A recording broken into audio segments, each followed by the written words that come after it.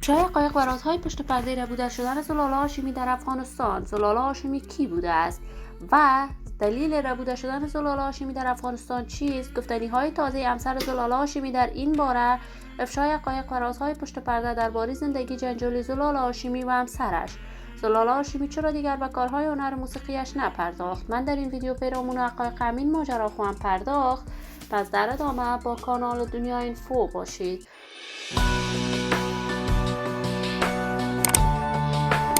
سلام سلامتی نثار تک تک شما دوستان و همراهان ارجمند کانال دنیا اینفو. شما را خوش آمدید میگم به یکی دیگر از ویدیوهای جذاب و دیدنی این کانال. اگر دوست کانال دنیا اینفو باشید، پس برای حمایت هرچی بیشتر از کانال دنیا اینفو علامت سابسکرایب را فشار دهید تا بیننده ویدیوهای جذاب و دیدنی کانال دنیا اینفو باشید. زلالا هاشمی دختر خانم با استعداد، موفق، چهره شناخته شده و محبوب در میان مردم افغانستان است. هنرمند جوان، خلاق که دارای شهرت خوب رسانه‌ای بوده است و هنر موسیقی را از برنامه پرطرفدار ستاره افغان تلویزیون طلوع آغاز کرد و توانست در مدت خیلی کوتاهی در میان مردم افغانستان شهرت و محبوبیت بسزایی کسب کند.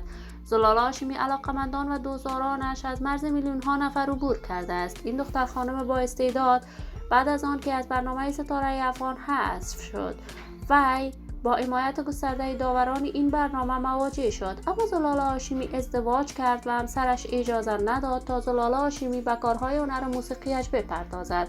زلالا هاشمی کاملا راه هنر موسیقی را ترک کرد و دیگر آهنگ جدیدی نسرود.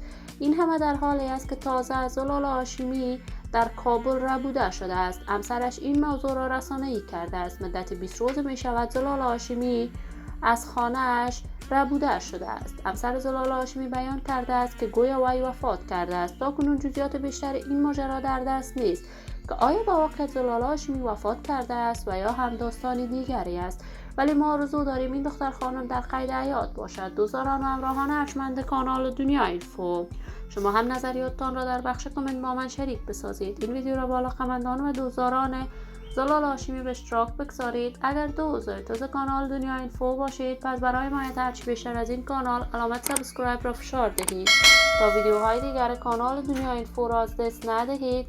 تا درود دیگر، شما خوبان ارجمند کانال دنیا اینفو را به لای منان امانت گذاشته موفق و کامیاب باشید.